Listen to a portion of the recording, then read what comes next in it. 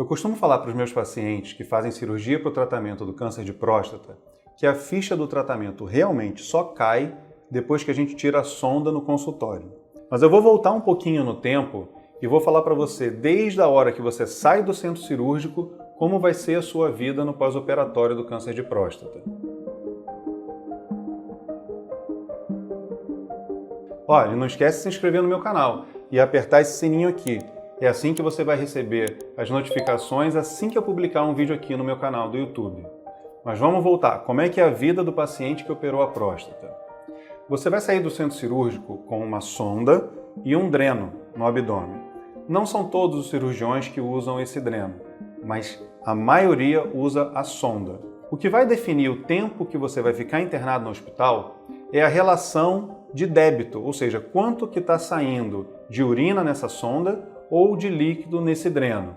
Quem faz a cirurgia robótica, hoje em dia, os meus pacientes, já falei isso em outro vídeo, vou repetir aqui. A maioria tem ido de alta no dia seguinte, apesar disso não ser uma regra, é o que mais tem acontecido. Aí você vai de alta para casa com a sonda.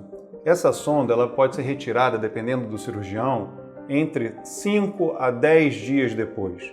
Eu já vi alguns cirurgiões tirarem com 15 dias. Isso depende muito de quem você escolheu para fazer a cirurgia. Em casa, você vai ter que ter todo o cuidado do mundo com essa sonda, porque a bexiga e a uretra, elas precisaram ser unidas por uma costura. E essa sonda está protegendo o que a gente chama de anastomose, essa junção.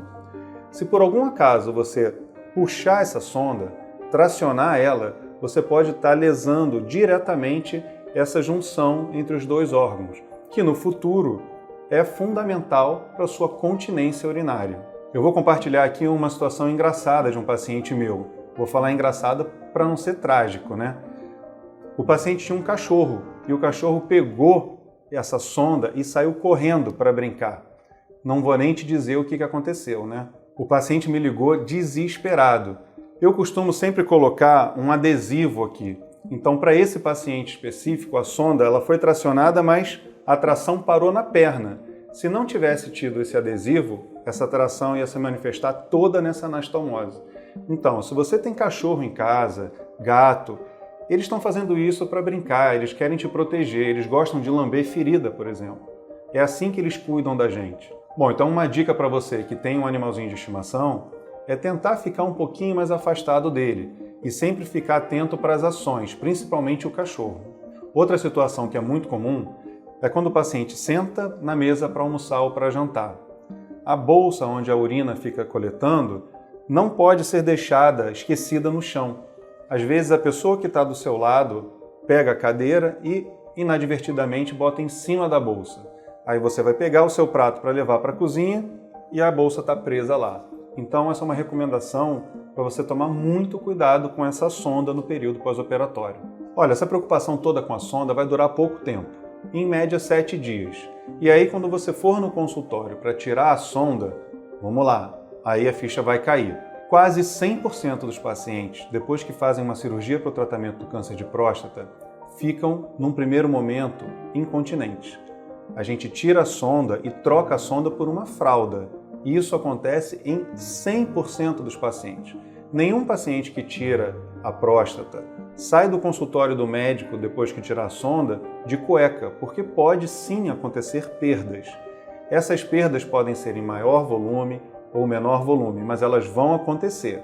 E aí a gente dá início à segunda etapa da sua recuperação, que é recuperar a sua potência e recuperar a sua continência.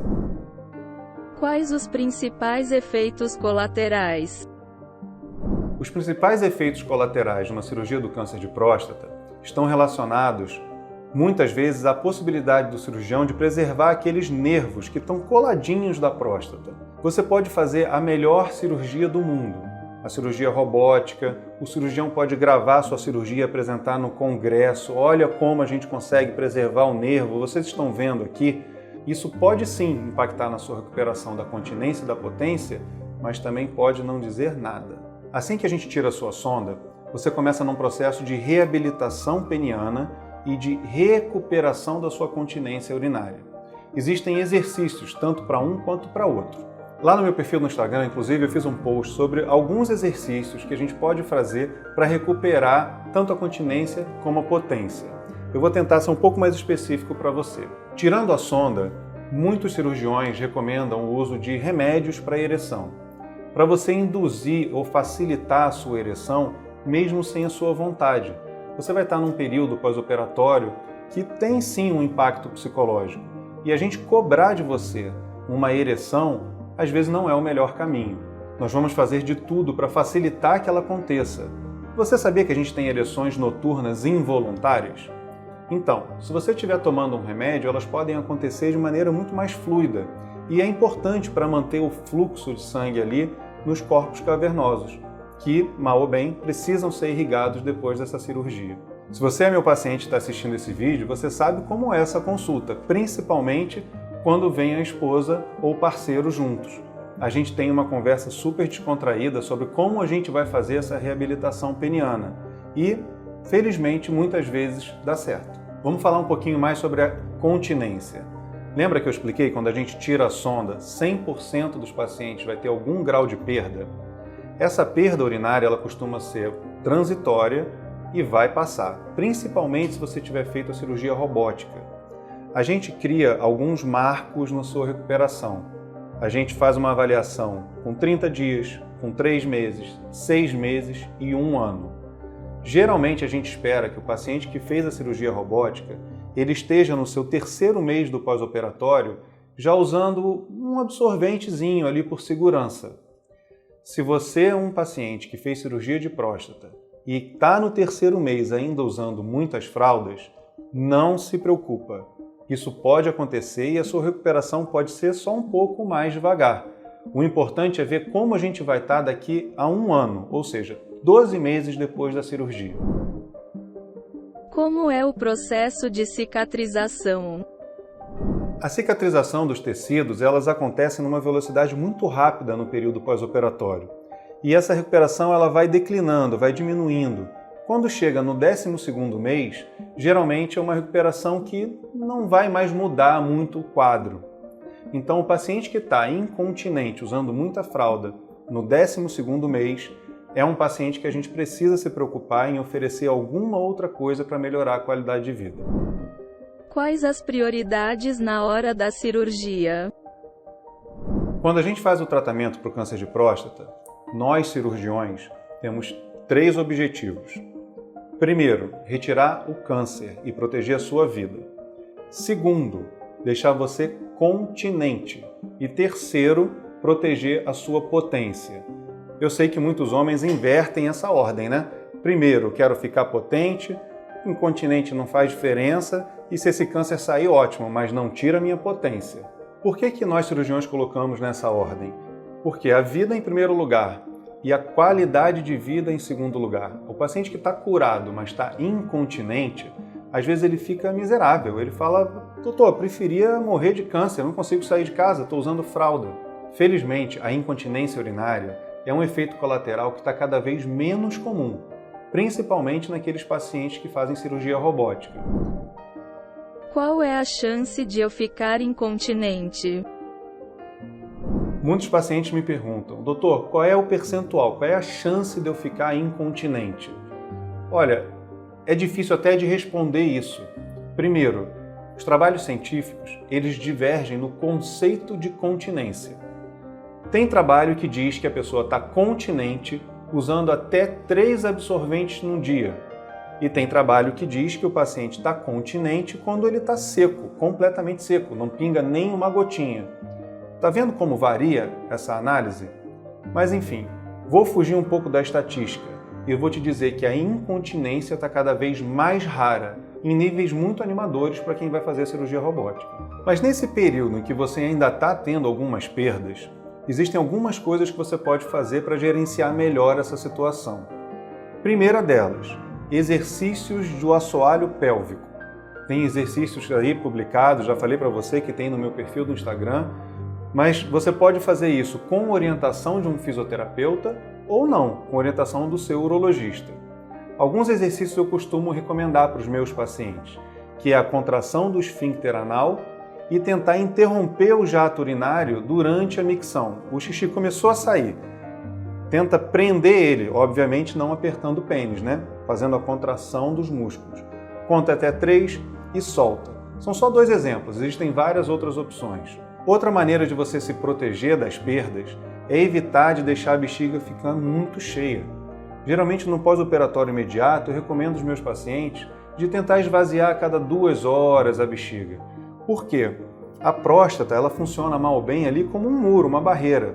Como ela não está mais ali, a bexiga muito cheia, você costuma perder em momentos de alta pressão abdominal. Ou seja, quando espirra, quando tosse, quando vai levantar da cadeira, a contração abdominal aperta a bexiga e tende a ter esse escape. Então, exercícios de fisioterapia pélvica e tentar evitar de deixar a bexiga muito cheia são os principais mecanismos de defesa para você seguir um pouco melhor nesse período instável. Você vai readquirir a sua continência, é só uma questão de tempo. Quais os efeitos colaterais mais temidos? Os 2 efeitos colaterais mais temidos do tratamento do câncer de próstata são sim a incontinência e a impotência. Infelizmente, a impotência é o mais comum deles. Os estudos variam muito. Tem trabalho que fala de 10 a 20% de impotência. Outros falam em 80% de impotência. Essa variação ela se explica, na minha opinião, porque a potência está relacionada com vários fatores, não só a questão orgânica. Existem vários pacientes que não têm câncer de próstata, nunca fizeram uma cirurgia, não têm problema de saúde nenhum e não conseguem ter ereção. Ou seja, a ereção tem sim um componente psicológico muito importante. E um paciente que faz uma cirurgia para tratar um câncer de próstata, ele tem todo um cenário ali desfavorável do ponto de vista psicológico. Então, se você me perguntar que a disfunção erétil é um efeito colateral comum, infelizmente a resposta é sim. Diferente da incontinência, a impotência tem uma gama de coisas a serem feitas. Remédios, injeções ou até mesmo prótese. Eu costumo falar para o paciente que fica impotente que ele só vai deixar de transar com penetração se ele quiser, porque mesmo que nada dê certo, a gente tem a prótese como opção. Quando poderei voltar às atividades normais? Retomar as atividades normais diárias é muito variável. Tem paciente, por exemplo, que é lutador de MMA, que luta e faz muita pressão intraabdominal. Tem outros pacientes que trabalham de home office. O retorno às atividades diárias vai variar muito de paciente para paciente. O que eu posso dizer é que a cirurgia robótica tem uma tendência a te colocar de novo no seu lugar confortável cada vez mais rápido. Eu costumo falar muito com os meus pacientes de como é a rede de apoio ao seu redor. Hoje em dia na medicina, felizmente, a gente está caminhando cada vez mais para o entendimento de, não vou falar aqui espiritualidade, mas sim da espiritualidade. Técnicas meditativas, trabalho com respiração, ouvir música, por exemplo. A Sociedade de Cardiologia já fala isso abertamente. É recomendado abordar o tema espiritualidade nas consultas do paciente cardiológico. Já existem vários trabalhos publicados falando como a espiritualidade e esse entendimento um pouco mais amplo da vida pode fazer você passar por momentos difíceis de uma maneira mais resiliente, mais positiva, vendo o sucesso no futuro. Então, minha recomendação para você é tenha uma rede de apoio e una forças para a gente encontrar um objetivo comum. Qual é a possibilidade de cura? Depois que a gente tira um câncer de próstata, alguns pacientes recebem o laudo do histopatológico e recebem uma notícia excelente, uma probabilidade de cura altíssima. Aliás, hoje em dia, o câncer de próstata, a sobrevida em 5 anos está quase de 100%. É muito difícil um paciente que pega um câncer de próstata no começo morrer do câncer no futuro. Ou seja, depois que a gente tira o câncer de próstata, esse homem ainda vai viver muitos e muitos anos pela frente. Antigamente a gente tinha um conceito de que com 5 anos a gente já estava curado. Hoje em dia quem lida com câncer não gosta de falar isso.